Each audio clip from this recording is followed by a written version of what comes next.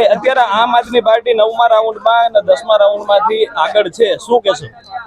આગળ છે એનો મતલબ એવો છે કે ઇકોઝોનનો જે મુદ્દો હતો ને એ ગોપાલભાઈ જે ઉઠાવ્યો ને એને હિસાબે આગળ હાલે છે. અને બીજો જે કૌભાંડ કર્યા હતા માંડવીના મગફળી મંડળીના અને માંડવીના ખેડૂતોને દબાવીને પૈસા લીધા હતા, એ પૈસા અત્યારે ચૂંટણીમાં વાપર્યા છે.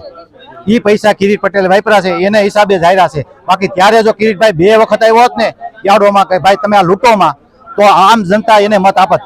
ખેડૂતનો કોઈ સમસ્યા હોય ને તો ગોપાલભાઈ એક જ અવાજ ઉઠાવ્યો હતો, બાકી કોઈ વ્યક્તિ અવાજ ઉઠાવ્યો નથી. એની આ પરાજય કિરીટભાઈ કહે છે.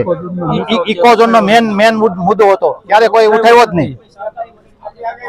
અને એવા કયા કામ તમારા જે નહોતા થયા અત્યાર સુધી?